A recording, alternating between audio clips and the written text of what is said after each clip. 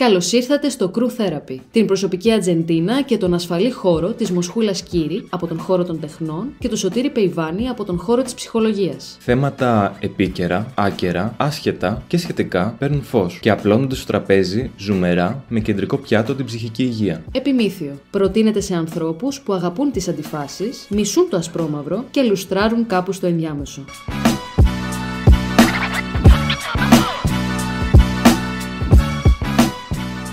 Γεια σου, Μος. Γεια σου, Σωτήρη μου. Τι κάνεις, Μος μου? Είμαι πάρα πολύ καλά. Χαίρομαι πάρα πολύ που είμαι εδώ και σε βρίσκω στον πολυχώρο σου. Πολυχώρος. Παιδιά, γράφουμε από το γραφείο μου σήμερα, από το καινούργιο μου γραφείο. Και είμαι πάρα πολύ χαρούμενος γι' αυτό, γιατί ήταν πολύ μεγάλο όλο αυτό γενικά. Και έχω πάρα πολύ χαρά και συγκίνηση που είμαστε εδώ και συμβαίνει όλο αυτό. Αποχαιρετήσαμε λίγο την Παγκρατάρα και ήρθαμε στα Εξάρχεια, εδώ ανάμεσα στα φυτά. Φίκους. Ανάμεσα στους φύκους.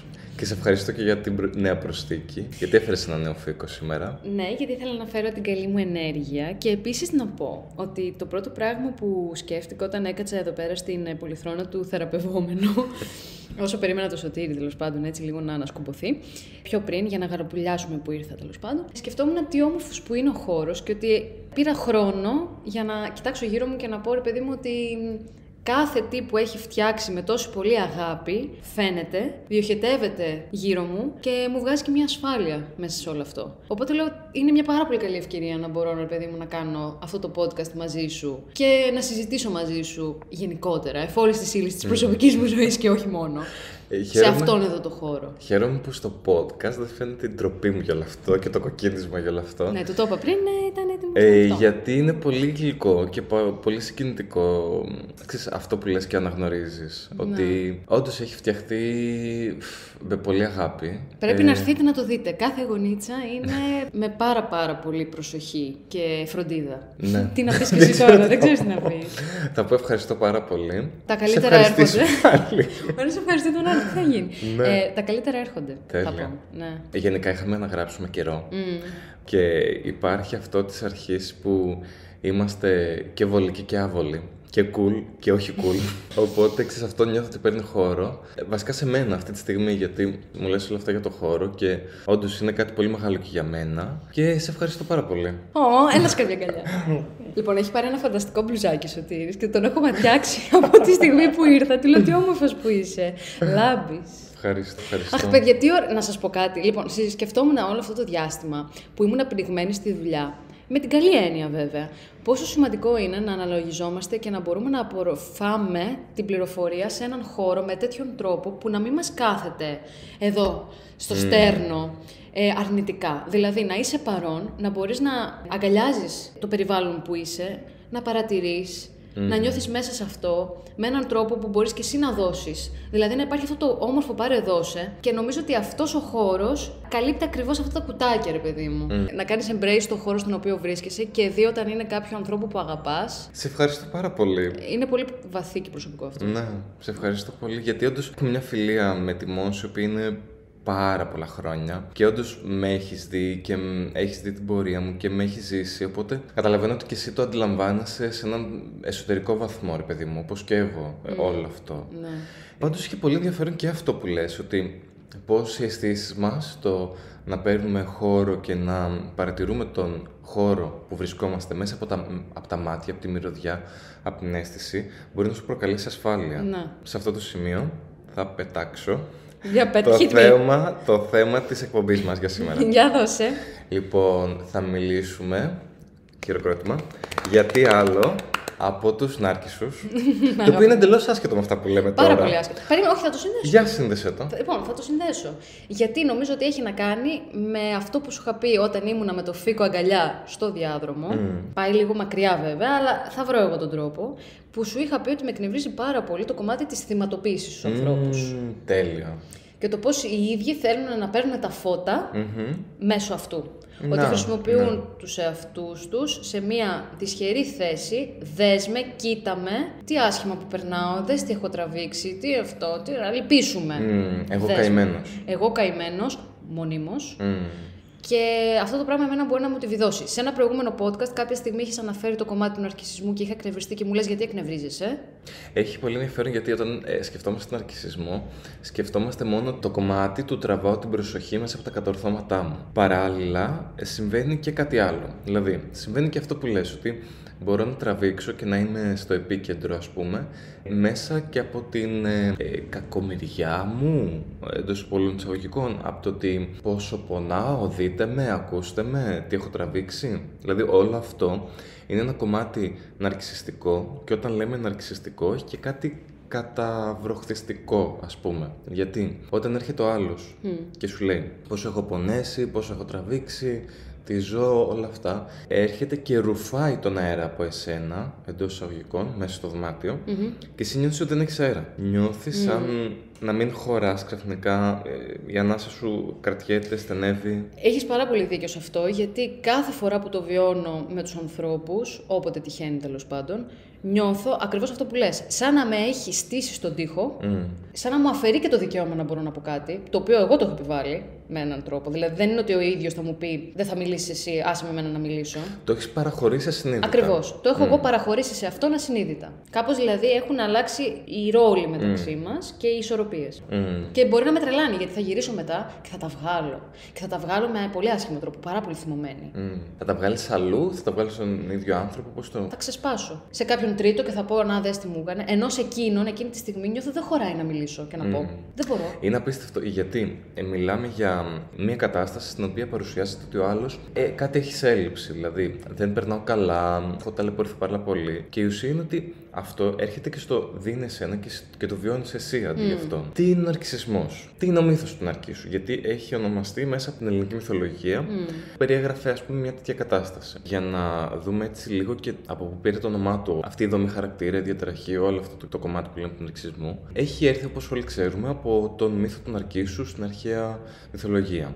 Ποιος ήταν ο Νάρκισσος, λοιπόν? Ο Νάρκισσος ήταν παιδί της νύφης Λεριώτης και του ποταμού Κηφισού. Προήλθε από έναν βιασμό στην ουσία. Ο ποταμός Κηφισός έκλεισε στα νερά του την νύμφη και έτσι γεννήθηκε ο Νάρκισσος. Στην ουσία, αυτό είναι και το πρώτο πλήγωμα του Ναρκίσου. Το ότι ήταν παιδί μιας τέτοιας πράξης. Θα το δούμε και λίγο πιο μετά αυτό.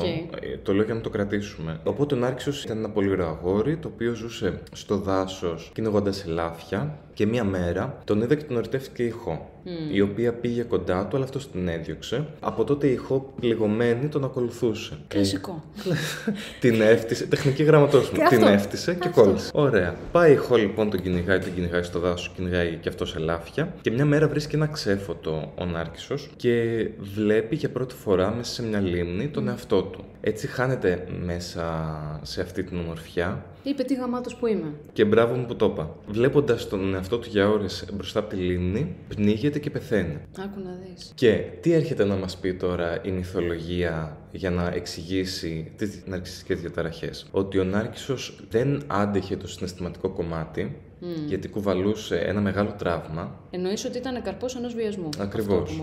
Η γέννησή του κουβαλούσε ένα τραύμα. Και στην προσπάθειά του να διαχειριστεί αυτό το τραύμα, έκοψε τα συναισθήματά του και έμεινε μόνο στην εικόνα του. Που η εικόνα του στην ουσία τον καταβρόχθησε στο τέλος, γιατί ήταν ο τρόπος μέσα από τον οποίο πέθανε, γιατί πνίγηκε στη λίμνη. Δεν είναι καθόλου τυχαίο που η νύμφη που τον ακολουθούσε, τον Νάρκισσο, ήταν η Ηχό. Με ποια έννοια το λες? Με την έννοια το ότι στις ναρκισσιστικές σχέσεις ο Νάρκισσος ψάχνει μια Ηχό.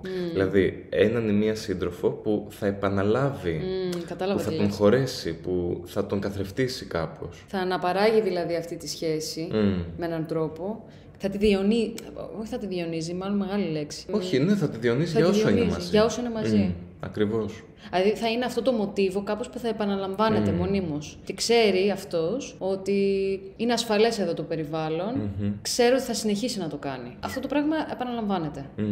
Και τσούκου μέχρι. Σκέφτομαι πολλές φορές τι κατάληξη έχουν. Κοίτα, θα σου πω για τη θεραπεία. Διότι δεν είναι μακριά από εμάς. Αυτό σκέφτομαι. Ναι. Βασικά δεν θα σου πω ακόμη για τη θεραπεία. Θα σου απαντήσω σε αυτό που λες ότι είναι μακριά από εμάς. Αρχικά, όλοι, και να είμαστε σε μια ισορροπία, έχουμε όλα τα κομμάτια. Έχουμε ναρκισσιστικά, έχουμε οριακά, έχουμε διπολικά, έχουμε καταθλιπτικά και όλα. Είναι τύπου ποσοστά, ρε παιδί. Ακριβώς. Είναι σε μια ισορροπία. Δηλαδή, είναι, άμα το δούμε και σαν, πώς να το πω, και σαν χημικά υλικά, αυτά τα χημικά υλικά έρχονται και εξουδετερώνονται όλα και καταλήγουν στο 0. Στο να είμαστε σε μια κλίμακα, ας πούμε, OK. Ναι. Τώρα, όταν υπάρχει και ακραία του μορφή, που είναι η ναρκισσιστική διαταραχή, που εκεί στην ναρκισσιστική διαταραχή μπορούμε να εντοπίσουμε και στην ακραία της μορφή και μέσα από μια άλλη ψυχοπαθολογία που είναι, ας πούμε, το sociopath, αυτό που λέγανε παλιά, εγκληματίες, στην πολύ ακραία της μορφή, στην οποία ο εγκληματίας, ας πούμε, δεν αισθάνεται την ενοχή και αισθάνεται το δικαίωμά του να το κάνει. Δολοφόνος, ας πούμε, που λέω έχει και άλλα ψυχοπαθολογικά στοιχεία, θα κάνει έναν φόνο και θα έχει πολύ έντονο ναρκισσιστικό, γιατί αυτό θα τον βοηθήσει να το διαπράξει. Γιατί το παίρνω τη ζωή κάποιου έχει κάτι ναρκισσιστικό από μόνο του. Εγώ είμαι κάπου πολύ ψηλά και εσύ είσαι πολύ χαμηλά και μπορώ να το πάρω αυτό. Τώρα μιλήσαμε για κάτι πολύ ακραίο και κάτι πολύ επιβλαβές. Ναι, για να γίνει και πιο κατανοητό αυτό που ακριβώς λες. Πάμε και σε κάτι άλλο που γίνεται πολύ λειτουργικό. Το να είσαι πιλότος και να πετάξεις ένα αεροπλάνο θέλει να έχεις ναρκισσιστικά στοιχεία. Γιατί αν το δούμε συναισθηματικά, λογικά και όλα αυτά, το άγχος αυτής της πράξης, του ότι εγώ θα σηκώσω ένα αεροπλάνο με άλλες 200 ζωές, ξέρω εγώ μέσα, είναι από μόνο του πάρα πολύ αγχωτικό. Οπότε εκεί χρειάζεται να έχει ο άνθρωπος αυτός ναρκισσιστικά στοιχεία.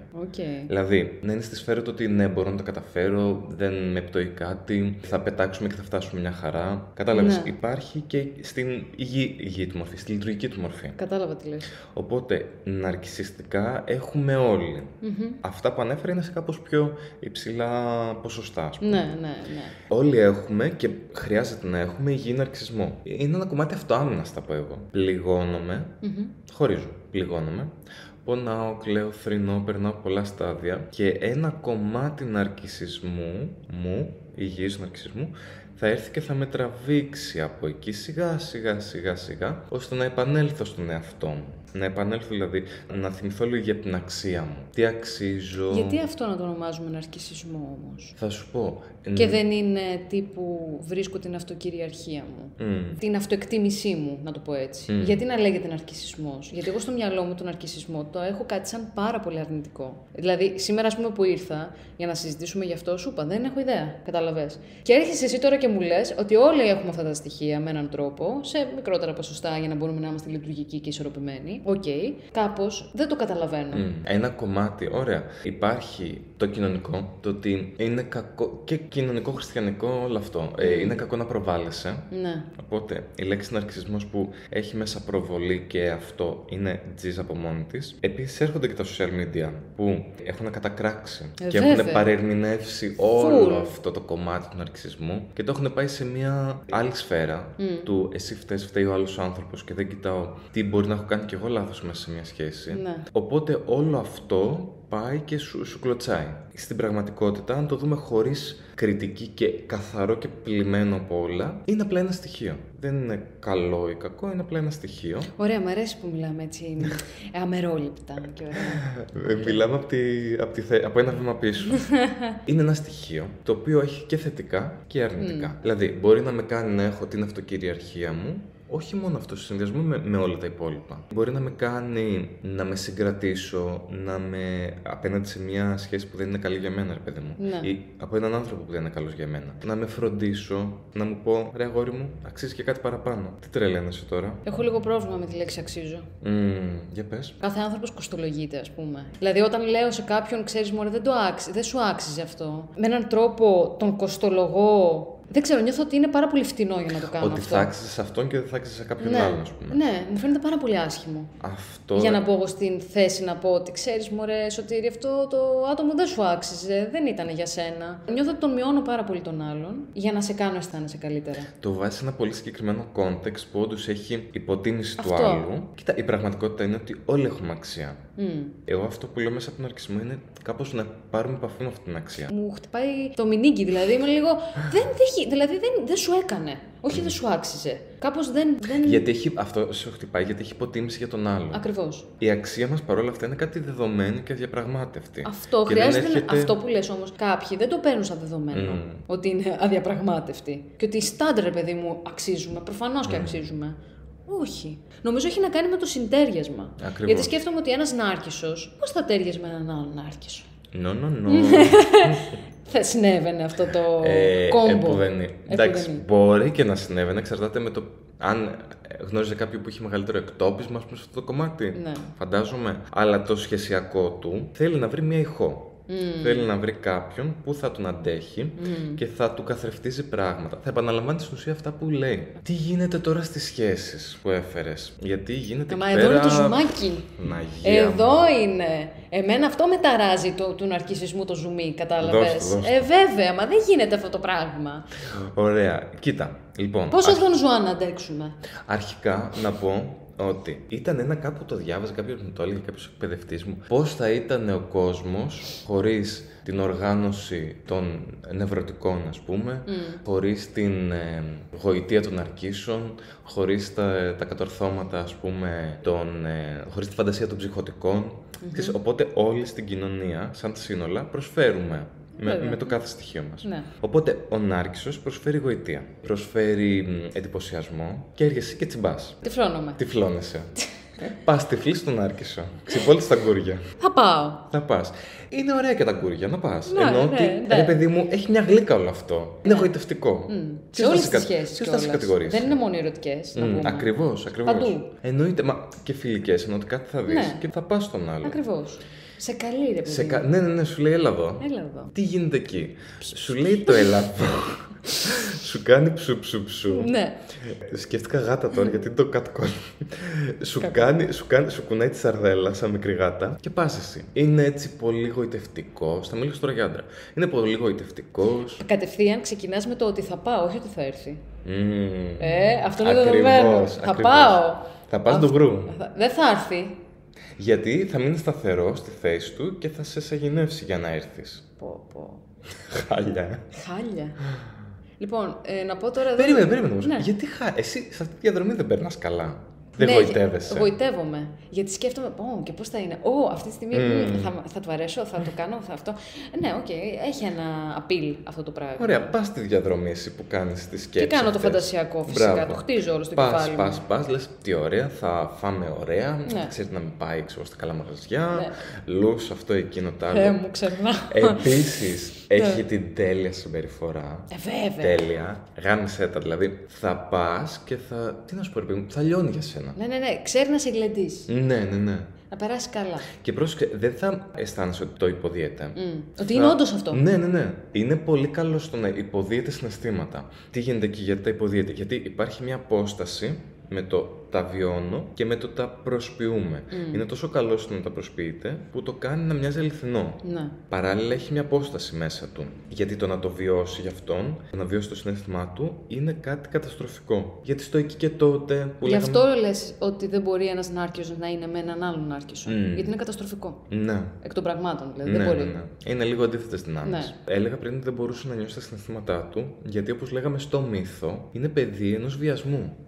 Ας το φέρουμε στο τώρα. Τι έχει γίνει δηλαδή? Έχει γίνει μία παραμέληση, μία κακοποίηση, ένα δεν σε βλέπω, δεν σε έχω δει ποτέ. Ένα η μητέρα μου ή ο πατέρας μου δεν με είδαν. Αποκόβαμε το συναίσθημα και αυτός είναι ο τρόπος μου να μην ξαναπονέσω. Και πάω στην εικόνα, που η εικόνα είναι κάτι που έχει απόσταση από εμένα. Υπάρχει αέρας ανάμεσα σε μένα και στη εικόνα, οπότε είναι κενό εκεί μέσα. Δεν μπορεί να με χτυπήσει κάτι. Ωραία, έχει αυτό. Πας εσύ τσουκου, σου λέει το, εκείνο, τ' άλλο, τι ωραία που είσαι, αυτό λιώνω για σένα. Γιατί έχει και πολύ το ερωτικό να σε κάνω. Θα σε κάνω πάρα πολύ σημαντική. Μπράβο, θα με ανυψώσει το βάθρο. Ακριβώς. Το οποίο τόσο πολύ μου λείπει. Ακριβώς. Οπότε λέμε σε ένα metaverse.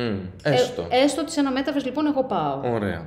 Και σε έχει αγενεύσει, σου δείχνει ότι είναι πάρα πολύ ερωτευμένο μαζί σου. Εσύ το πιστεύεις γιατί υποδίεται πάρα πολύ καλά. Το έχω ανάγκη να το πιστέψω κιόλας. Ακριβώς, το έχεις ανάγκη. Είναι πολύ καλό σε αυτό να αναγνωρίζει πόσο οι άνθρωποι έχουν ανάγκη την αξία, να τους το δίνει ως δόλωμα, να το δαγκώνουμε όλοι μας, γιατί όλοι έχουμε ανάγκη την αναγνώριση.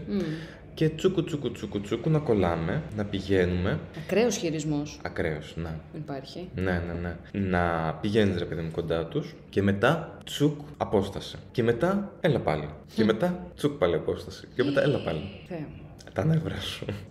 Έχει νιώσει τόση υποτίμηση στην ζωή του, αυτό το τραύμα που λέγαμε, ο βιασμός που λέει η μυθολογία, που είναι τόσο βαθύ και στο σχετίζεστε, το να σχετιστώ με έναν άνθρωπο θα χρειαστεί να κάνω εγώ ανάρξος εσένα να νιώσεις υποτίμηση για να μην την νιώσω εγώ. Ακριβώς. Έτσι, στην προσπάθειά του να φύγει από την υποτίμηση, τη μετατοπίζει όλη στον άνθρωπο που σχετίζεται. Και παίρνω εγώ την ευθύνη, γιατί εγώ μπορώ να την πάρω και το ξέρω ότι μπορώ. Ακριβώς. Το έχει μυριστεί. Είναι το σωστό θύραμα, ρε παιδί μου. Πώς γίνεται, το λέω αυτό τώρα για τους έρωτες και για όλα αυτά και για τις συνδέσεις και πώς γίνεται να σε καταλάβει ή να καταλάβεις και εσύ έναν άκουσα, γιατί και εσύ μπορεί να πας προς τα εκεί.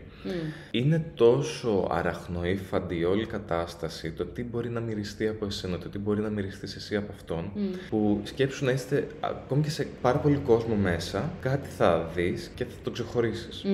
Κάτι θα σου κάνει και θα πας προς τα εκεί. Και αυτό είναι και έρωτας επίσης, είναι και το τραύμα μας μέσα. Το πώς έχουμε πληγωθεί. Ναι. Και πώς ερωτευόμαστε μέσα από το τραύμα. Ακριβώς. Άλλο podcast. Αστερίσκος. Ξέρεις πόσες προτάσεις πήραμε Ναι, για παιδιά. το podcast. Πραγματικά σκλαβωνόμαστε. Ευχαριστούμε πάρα πολύ. Πάρα πολύ. Και πολύ ωραίες ιδέες εντωμεταξύ. Πάρα πολύ. Κάπως πρέπει λίγο να συνθέσουμε τις ιδέες, θα πω, και να κάνουμε, ας πούμε, ένα έτσι λίγο πιο σπαρταριστό. Ναι. Εν τω μεταξύ είχαν μέσα δουλειά, διατροφικές ταραχές, δηλαδή... Σεβασμός, αποδοχή, συναισθήματα, αναβλητικότητα, επικοινωνία, καψούρα, τα πάντα.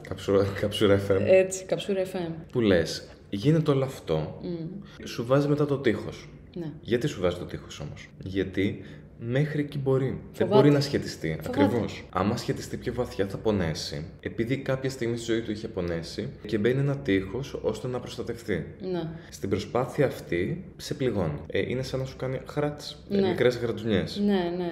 Οπότε εσύ τρως τη γρατζουνιά, λες τι έκανα, σου λέει και αυτός είναι η κατάσταση έτσι, είμαι δύσκολη αυτή την περίοδο, τρέχω πάρα πολύ, η ζωή μου είναι γεμάτη περιπέτεια.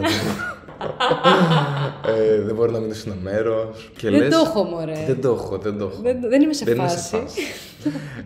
Οπότε εσύ τσιμπάς, λες, δεν μου λέει όμως ότι δεν του αρέσω ή δεν του αξίζω. Όχι, δεν θα στο πει. Δεν θα σου το πει. Και παρόλα αυτά, εσύ το νιώθεις ότι σου λέει, σε απορρίπτει. Αλλά αυτός δεν σε διώχνει, σε κρατάει εκεί. Άρα σου δίνει και την ευθύνη να το πεις εσύ, φεύγω. Δηλαδή να το κόψω εγώ και να πω, λοιπόν, αφού δεν μπορείς εσύ, το παίρνω εγώ το μπαλάκι και θα σου πω τέλος. Ακριβώς. Αλλά δεν θα το κάνεις όμως, γιατί σου δίνει τυράκια. Να σου πω κάτι, μου έχει συμβεί. Σε φιλική, Και είναι πολύ στενάχωρο αυτό. Νομίζω στους φίλους πονάει διαφορετικά. Αυτό το πράγμα, εντάξει, μπορεί να το έχω βιώσει πολύ παλιά. Αυτού του χαρακτήρα, ρε παιδί μου, ξέρεις, που παίζει με έναν τρόπο και σε διαχειρίζεται γιατί θέλει από σένα αυτό το πράγμα μέχρι ένα σημείο και τα. Αλλά στους φίλους γράφει κάπως αλλιώς, θα πω. Πονάει διαφορετικά, είναι αλήθεια. Ναι, πονάει λίγο διαφορετικά. Όχι ότι δεν καθορίζεσαι και μέσα από τις ερωτικές σχέσεις, αλλά από τις φιλικές που κτίθεσαι σε ένα πολύ μεγάλο κομμάτι, ρε παιδί μου, της ζωής σου και μεγαλώνεις μαζί με τον άλλον. Σου κάνει άλλου είδους πληγές, πιο βαθιές. Δεν ξέρω. Ισχύει, έχει να κάνει και με τη σύνδεση. Ναι. Το ότι μια σχέση μπορεί να είναι πολύ σημαντική, ρε παιδί μου, για σένα. Ναι. Δηλαδή, μπορεί να είναι η φιλική σχέση τη δεδομένη στιγμή πάρα πολύ σημαντική για σένα. Οπότε είναι πολύ άσχημο. Κατακαιρματίζεται όλο. Ναι. Καταστρέφεται όλο. Λοιπόν, κάναμε μια άσκηση στη θεατρική γραφή. Πολύ βιωματική, νομίζω θα σου άρεσε. Ξεχυθήκαμε στο χώρο. Ωραία. Και έπρεπε να πιάσουμε τον καθένα και να του πούμε μια ανάμνηση. Ό,τι μας ερχόταν στο κεφάλι. Μπορούμε να το παίξουμε και εμείς τώρα, αν θες. Λοιπόν. Και φεύγω το μικρόφωνο. Γεια σας, παιδιά, αυτό ήταν το podcast. Λοιπόν, έτσι πως είμαστε. Και έρχεται ένα κορίτσι και μου λέει τη δική της ανάμνηση, όπου ήταν στα φοιτητικά της χρόνια, αν δεν κάνω λάθος, ήταν με την κολλητή της και σε κάποια φάση είναι ένας τύπος σε ένα μπαρ, ο οποίος της την πέφτει, της ίδιας που έρχεται να μου μιλήσει. Ωραία. Φεύγει λοιπόν η κοπέλα, συναντιέται με τη φίλη της. Δεν έχει κάνει κάτι με τον τύπο. Ο τύπος απλά της την έπεσε, ρε παιδί μου. Τότε νομίζω είχε σχέση, δεν θυμάμαι καλά. Και έρχεται λοιπόν η κοπέλα, η φίλη της, και της λέει: δεν γίνεται όλοι να σου την πέφτουνε. Γιατί όλοι την πέφτουν σε σένα και όχι σε μένα. Και αρχίζει πατάει κάτι κλάματα η φίλη. Στο ξεκούδουνο. Μου λέει τέρμα toxic. Αγαπώ. Τέρμα toxic. Και μου λέει τέλος, αυτό ήταν, ξέρω, και δεν της ξαναμίλησα και δεν κάνουμε πλέον παρέα. Γιατί αυτή ήθελε πάρα πολύ τα φώτα πάνω της. Εγώ δεν της τα έπαιρνα. Απλώς μου τύχαινε να μου την πέφτουν, ρε παιδί, με εμένα. Τι να κάνουμε. Και εκείνη ένιωθε η παραγωνισμένη της υπόθεσης. Και με έναν πάρα πολύ άσχημο και χειριστικό τρόπο Έχουμε κλαρίνα. Κλαρίνα. Έχουμε κλαρίνα. Έλα λίγο να χορέψουμε. Λοιπόν, οι φανς να μην παραπονηθούν. Θα ακούσετε μια μουσική υπόκριση. Να δείξετε κατανόηση σε αυτό που συμβαίνει. Λοιπόν, ήθελε να την υποτιμήσει η ίδια για να φανεί. Ήθελε στην ουσία να πετάξει αυτό που αισθανότανε, που ένιωθε, να το εντός εισαγωγικών ξεράσει στην άλλη κοπέλα.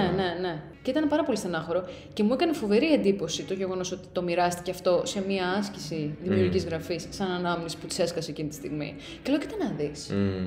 Και παρατήρησα επίσης ότι όλες αυτές οι αναμνήσεις που μοιραστήκαμε, με έναν τρόπο, ήταν όλες αρνητικές. Δεν ήταν τίποτα θετικό. Ακόμη και σε αυτό, ρε παιδί μου, που είναι μια ομάδα, έχουμε ανάγκη να βγάλουμε τη δυσκολία μας. Ναι, αυτό. Από 4-5 διαφορετικά άτομα άκουσα μνήμες, και εγώ ήμουνα μέσα σε αυτούς, που μοιραστήκαμε κάτι πολύ δύσκολο. Ή κάτι ανεπαίσθητα δύσκολο που μπορεί να συνέβη πάρα πολύ παλιά και ίσα-ίσα το θυμόμαστε, αλλά και πάλι φέρει ένα αρνητικό φορτίο.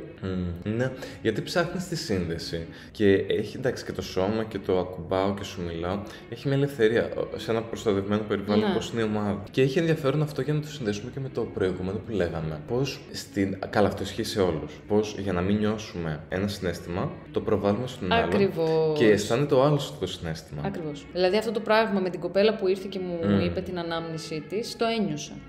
Ας το πάμε και στο κοινωνικό, γιατί είναι μουρλια για το κοινωνικό τώρα όλο αυτό. Στα social media. Δεν θα πάμε πολύ μακριά. Κλασικά. Το προφανές. Πες μου λίγο το TikTok και το Instagram τι έχει συμβεί. Λοιπόν, εγώ boomer, ανέβασα ένα TikTok. Πολύ ωραίο. Ευχαριστώ πολύ. Ανέβασα ένα TikTok του χώρου που έγραφε κάποια πράγματα για όλο αυτό το ταξίδι, ρε παιδί μου, και τις δυσκολίες. Πήρα ακραίες προβολές, ακραία like, πάρα πολλά σχόλια. Ώσπου έφτασε στο σημείο να κατέβω να πάρω καφέ. Και μου λέει η κοπέλα στο καφέ, που είναι εδώ κοντά στο γραφείο. Η κοπέλα που είδα πριν. Ναι. Μου λέει, είσαι ψυχολόγος από το TikTok. Λατρεύω. Θα σου ανοίγω την πόρτα, είσαι ψυχολόγος από το TikTok. Πραγματικά. Δηλαδή, είμαι σε φάση. Εντάξει. Πώς νιώθεις? Ανέβηκε σε βάθρο. Ανέβηκα. Γάμισέτα ήταν. Λοιπόν, αυτό συνέβαινε για 2 μέρες συνεχόμενα. Το κινητό μου χτυπούσε όλη την ώρα που ειδοποίησεις. Σοκ. Είχα μπει, είχα τρυπάρει κάπως. Γιατί, παιδιά, είναι τόσο εθιστικό όλο αυτό. Ενώ ότι κάπως τα σχόλια ήταν πάρα πολλά και πάρα πολύ καλά και όλο αυτό. 2 μέρες τσέκαρα το κινητό μου συνέχεια. Σε βαθμό ανησυχητικό. Δηλαδή ένιωθα τύπου ότι, το χάνω λίγο τώρα. Ναι, να πάρω τη δόση μου, ας το αφήσω. Να σου πω κάτι, πώς αυτό μπορεί να χτυπήσει έναν άρχισο, λοιπόν. Δηλαδή, σκέψου ένας νάρκισσος, ο οποίος να ασχολείται με τα social media, ξέρω εγώ, να είναι εκεί, να ζει από αυτό ακόμα, αν θες. Και... κατά βάση αυτός που θα δουλέψει στο social media θα ζει από αυτό. Αυτό ακριβώς. Σκέψου λοιπόν ένας τέτοιος άνθρωπος πώς διαχειρίζεται τα social media και πώς αυτό το πράγμα τον φουρφουρίζει. Και ακόμα περισσότερο. Πού θα φτάσει, ρε? Λοιπόν, εκεί υπάρχει η ναρκισσιστική φαντασίωση στα social media. Η φαντασίωση που χτίζεται στο ότι εγώ αξίζω μέσα από όλο αυτό το engagement που παίρνω και θα φτάσω κάπου πάρα πολύ ψηλά και με κάτι άλλο από τους υπόλοιπους. Και χτίζεται με τα like, με τα comments, με όλα αυτά. Και ειδικά στο TikTok που έχει και αυτό τον αλγόριθμο που σε πετάει κατευθείαν, γίνεσαι viral, ας πούμε, το χτίζει πάρα πολύ όλο αυτό. Και είναι πολύ μεγάλη παγίδα γιατί κάπως είναι σαν να μπαίνεις και να είναι τόσο δύσκολο να βγεις από αυτό. Που στην πραγματικότητα είναι μια φούσκα. Η ζωή σου δεν έχει αλλάξει πριν και μετά, είναι η ίδια. Απλά ψηφιακά. Όμως κάποιοι θα έρθουν να σου πούνε, μα εγώ μέσα από τα social media πρώτον ζω, γιατί παίρνω χρήματα. Κατά δεύτερον γνωρίζω κόσμο, δικτυώνομαι. Δεν είναι ότι είμαι στο ίδιο σημείο από εκεί που ξεκίνησα. Κατάλαβες δηλαδή. Τι είναι, ωραία. Μόνο προς αυτό το κομμάτι μπορώ να το αντιληφθώ.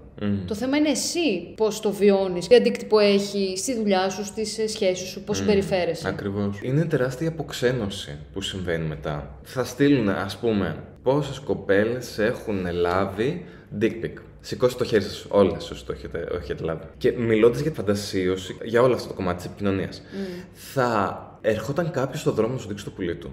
Όχι, μάλλον. Τότε τι επικοινωνία είναι αυτή που χτίζεται ξαφνικά? Δηλαδή, θέλω να πω, είναι ένας ιδεατός κόσμος πίσω από την ασφάλεια της οθόνης που σε κάνει, ας πούμε, να είσαι χειρότερος μαλάκας ή να είσαι και ο τέλειος που κάνεις, παίρνεις πάρα πολλά views, πάρα πολλά like, πληρώνεις μέσα από αυτό. Όλο αυτό δεν είναι πραγματικό. Έχει μια απόσταση. Η διαφορά του να παραγγέλνεις το καφέ σου, για παράδειγμα, και να είσαι στο κινητό, από το να παραγγέλνεις το καφέ σου και να κοιτάς ό,τι να κοιτάς. Το χώρο στον οποίο βρίσκεσαι. Ναι. Ψυχικά έχει άλλο αποτύπωμα. Συμφωνώ. Νιώθεις παρόν. Νιώθεις ότι έχεις επαφή. Και επειδή έχεις επαφή, νιώθεις μεγαλύτερη ασφάλεια. Νιώθεις λιγότερο φόβο. Ναι, αλλά κάποιος θα σου πει ότι εγώ έρχομαι σε επαφή με τον delivery boy που μπορεί να έρθει να μου φέρει τον καφέ και να πούμε μια καλημέρα. Δηλαδή, ξέρεις τι, το δικηγόρο διαβόλου μπορεί να τον κάνω άπειρα. Και πάντα θα βρεθεί κάποιος που θα σου πει: ναι, μωρέ, εντάξει, οκ. Δεν είναι πραγματικό, αλλά μου κάνει πιο εύκολη την επικοινωνία με ανθρώπους που έχω πάρα πολύ καιρό να βρεθώ και σε πραγματικές συνθήκες δεν θα μπορούσα ποτέ, ας πούμε, να τους δω. Και έρχεται μετά αυτό στη θεραπεία, στην πρώτη συνάντηση. Τώρα λέω ένα πράγμα. Ναι. Και μου λέει: νιώθω μόνος, δεν μπορώ να βγω πολύ, νιώθω αποξενωμένος. Τι γίνεται εκεί? Να το δουλέψουμε θεραπευτικά και χρειάζεται θεραπεία όλο αυτό για να δουλευτεί. Και παράλληλα, χρειάζεται και παρουσία. Που στην θεραπεία, στην ψυχοθεραπεία, είσαι παρόν. Είσαι παρόν με έναν άλλον άνθρωπο. Έχεις επαφή. Που αυτό τείνει να γίνεται όλο και πιο δύσκολο περνώντας τα χρόνια, γιατί υπάρχει ασφάλεια του υπολογιστή, του laptop, των media. Που λες, OK, επικοινωνώ, αλλά έχεις να δεις τους φίλους σου 800 χρόνια και απλά μιλάτε από μια συνομιλία. Ναι. Ενώ να τους αγκαλιάσεις, όπως αγκαλιαστήκαμε πριν, Ναι. να πείτε τα νέα σας από κοντά, να ακούς τη φωνή τους. Πόσο βασικά όλα αυτά. Αυτό το κομμάτι της μοναξιάς που έθιξες κάπως με χτύπησε. Γιατί σκέφτομαι ότι ένας νάρκισσος εν τέλει δεν νιώθει πολύ μόνος. Ακριβώς. Εσύ, είναι ένας τεράστιος εγκλωβισμός όλο αυτό. Γιατί θεραπευτικά δεν έχουν μια καλή πρόγνωση. Πες ότι έχω τη διαταραχή, να το πάμε εκεί. Στην ακραία μορφή. Ωραία, εκεί πάω εγώ λοιπόν και μου λένε: λοιπόν, ωραία, με τη βούλα έχεις τη διαταραχή αυτή. Τι κάνω εγώ μετά? Η ερώτηση είναι: θα πας για τη διάγνωση? Ας πούμε θα ότι πας κάνω να εγώ αντιμετωπίσεις? το ραντεβού μου κανονικά και έχω το ψυχο. Ας πούμε τώρα σε μια. Τώρα έχεις βάλει μια πολύ ιδεατή συνθήκη. Η απόσταση που έχουν να διανύσουν είναι σε εμάς που είμαστε απ' έξω από αυτό. Είναι μικρή.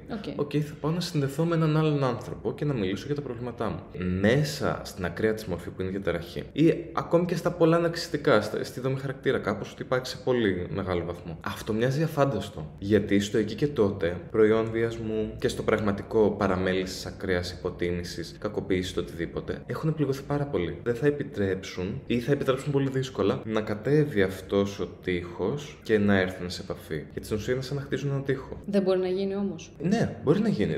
Ας δείξουμε ένα αισιόδοξο σενάριο. Ναι. Είναι η πρόθεση και η πίστη στη σχέση. Στο ότι εμείς οι δύο που χτίζουμε μια σχέση θεραπευτική θα επενδύσουν συναισθηματικά. Αυτό είναι το δύσκολο. Πάμε και στο κομμάτι τώρα του υγιούς ναρκισσισμού. Που μου έλεγες, ας πούμε, πριν ότι κάπως σου χτυπούσε. Μου χτυπάει, με τρελαίνει. Αν δεν είχες υγιή ναρκισσισμό. Αυτό δεν μοιάζει με προσωπάκι. Ισχύει. Μάτια, μύτη, στόμα. Ισχύει. Αν δεν είχες υγιή ναρκισσισμό, δεν θα ήσουν μπροστά από ένα μικρόφωνο. Παιδιά, τελείωσε αυτό, ήταν φεύγω. Αντίο, φυλάκια. Bye. Και ρίχνει το setting και πάνε όλα. Λες να μην το έχω σκεφτεί. Είναι όντως υγεία. Σκέψου είναι υγεία. Να μην το είχες. Πονάει κιόλας ταυτόχρονα. Πονάει, νομίζω ότι είχε ενοχή, μωρέ. Δεν πονάει. Μια χαρά είναι. Δεν είμαι πολύ σίγουρη. Όχι, είναι πόνος. Πώς το εννοείς? Αυτό το κομμάτι της έκθεσης φέρει μια πολύ μεγάλη προσπάθεια. Αυτή η διαδρομή είναι επίπονη. Να μπορείς να φέρεις κομμάτια σου, να εκτίθεσαι. Ας πούμε, εσύ γράφεις, οπότε φαντάζομαι ένα κομμάτι σου θα είναι η έκφραση. Ακριβώς. Ή το θέλω να μοιραστώ, θέλω να συνδεθώ και όλα αυτά. Ναι. Το κομμάτι του ναρκισσισμού αντιστοιχεί πολύ όμορφα με το κομμάτι της υποκριτικής. Γιατί είναι στην ουσία μία μετουσίωση όλου αυτού του τραύματος που λέγαμε. Ακριβώς. Γιατί η ουσία του τραύματος, η πιο υγιής μορφή άμυνας είναι η μετουσίωση. Οπότε πάει η ηθοποιός, ο ηθοποιός και το κάνει όλο αυτό δράμα, εκδραμάτιση και παίρνει μια ευχαρίστηση μέσα από αυτό. Ακριβώς. Τα λες τέλεια. Έτσι είναι. Ευχαριστώ πολύ. Ναρκισσιστικά θα σου πω ευχαριστώ πάρα πολύ. Αυτό είναι στην πραγματικότητα. Το πώς μετουσιώνεις ένα τραύμα σου πάνω μπροστά σε κόσμο. Και φυσικά το καλύτερο που το συχαίνομαι είναι πώς σου φάνηκα. Υπέροχο ήταν αυτό. Πώς σου φάνηκα, η παράσταση πώς σου φάνηκε, αυτό που έγραψα πώς σου φάνηκε. Όλο αυτό το οποίο βλέπω αναγνώριση. Αυτό ακριβώς πήγα να σου πω. Της αναγνώρισης. Θέλω πάρα πολύ να με δείτε, να είμαι ορατή. Και εγώ έχω αυτό το κομμάτι, το προβληματικό, έτσι το λέω. Έχουν λασκάρει εφημερίδες. Θέλω να είμαι πάρα πολύ ορατή. Οπότε ξέρεις, μέσω αυτής της οδού να ήθελα. σου πω κάτι. Κατάλαβες. Γιατί να υπάρχει και ενοχή στην ορατότητα. Όλοι οι άνθρωποι θέλουμε να αποκτήσουμε, Πες να τα. μας αγαπάνε όλοι, ρε παιδί Ευχαριστώ, μου. πες τα. Γιατί να νιώθουμε ένοχοι γι' αυτό. Ακόμα και γι' αυτό να νιώθεις ένα επειδή ο άλλος θες να σε δει. Δεν γίνεται αυτό το πράγμα. Νομίζω ότι το επόμενο podcast πρέπει να είναι η ενοχή. Ενοχή, σούπερ. Θα μιλάω σαν τη γαλοπούλα. Σούπερ σώση ενοχή. Και νομίζω ότι και κάποιοι μπορεί να ταυτιστούν. Επίσης, καλά, η ενοχή ήρθε και super sauce και στα DMs, ενώ ότι μας στείλανε πολύ και για την ενοχή. Που Ναι. ό,τι θέμα και να θίξουμε, επειδή ζούμε και σε μια κοινωνία παλαιολιθική, χριστιανολιθική, υπάρχει πολύ το κομμάτι της ενοχής. Από τη δομή μας, από το σώμα μας. Ντρεπόμαστε για το σώμα μας. Ακριβώς. Για τη σεξουαλικότητά μας μετά κατ' επέκταση. Και αν ντρέπεσαι για το σώμα σου, ντρέπεσαι και για τα συναισθήματά σου. Γιατί το σώμα σου εκφράζει τα συναισθήματά σου. Ακριβώς. Τι ωραίο τώρα αυτό που με πήγε αλλού τώρα στα σωματικά που λέγαμε πριν. Στα συμπτώματα. Στα συμπτώματα. Ωραία. Εγώ θέλω να το κρατήσουμε αυτό και να το κάνουμε ένα θέμα, γιατί το σώμα στην ψυχοθεραπεία είναι από τα πολύ αγαπημένα μου. Σως. Είναι σως. Σως κέτσαπ. Είναι από τα πολύ αγαπημένα μου και προσπαθώ να το βάζω. Ναι. Και μου αρέσει και εγώ ως θεραπευόμενος που δουλεύω και με το Να σου σώμα. πω κάτι. Πες μου μια ενοχή σου απόλαυση. Αχ, μου αρέσουν πάρα πολύ τα γλυκά. Πάρα πολύ. Γιατί μ' το πήγες στο αρέσουν. φαγητό. Γιατί έφαγα μια σοκολάτα χθες ολόκληρη. Γι' αυτό. Α, τι σοκολάτα. Τίποτα ξενέρωτα. Λοιπόν, πήγα στο. Καλά. Για δώσε. Πήγα στο OK, γιατί προφανώς κάτι δύσκολες ώρες χτυπάνε αυτά. Και πάω στο OK και είμαι σε φάση σαν χάμστερ. Θα πάρω μια σοκολάτα υγείας. Υγείας, what the fuck, Σωτήρη. Με twist καραμελωμένα αμύγδαλα. Άντε, πας να το Άντε. φτιάξεις τώρα. Και λέω εντάξει. Παυλίδης μωρέ. πήρες. Παυλίδης, ναι. Και λέω εντάξει, μωρέ, οκ. Ναι. Την έφαγα όλη. Καλά έκανες. Δεν τράπηκα. Του δώσει, κατάλαβα. Ναι, δεν τράπηκα. Ναι. Δική σου. Ενοχή απόλαυση.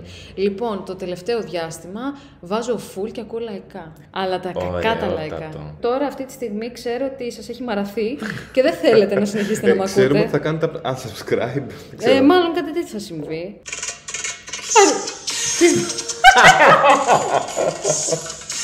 Δεν είμαι καλά. Αυτό το έχω ακούσει στο TikTok. Εντάξει, να σου πω κάτι. Να σου πω κάτι. Έχει κάτι. Σ' αγγίζω και παθαίνει ηλεκτροσόκ. Ποιος τα γράφει αυτά. Σε παρακαλώ δηλαδή. Ένα ελεεινό διαμάντι, έτσι το λέω εγώ. Είναι αυτό ακριβώς. Σου δίνει ένα app. Ναι. Ένα ματινά Είναι app. ματινά app. Τέλειο. Να σου πω κάτι. Πόση ανάλυση. Ναι, δηλαδή κάπου θα Εντάξει. εκραγεί το κεφάλι μου. Ναι, φτάνει. Κάπου να κατεβαίνει όλο Να αυτό. κατεβαίνει. Μια χαρά, Δηλαδή, εντάξει, σιξαξόκ. οκ, σιξαξόκ. Παιδιά. Και τις Δευτέρες βραδιαποίησης. Έδινα μάτς. Δηλαδή, Νομίζω ότι σιξαξόκ Δευτέρα και βραδιά ποιήση το βράδυ. ναι. Τέλειο. Είναι ένα καλό κόμπο. Είναι ισορροπία. Είναι ισορροπία και είναι αυτό που νομίζω ότι μας χαρακτηρίζει και σαν επεισόδιο, σαν podcast. Μ' άρεσε τώρα αυτό. Είμαστε, Βρε τσογλάνι. Και κάπου θα βάλω μια ανατελεία. Και έχει φτάσει 2 ώρες το επεισόδιο. Είδες πως πήρα τη στροφή. Την πήρες.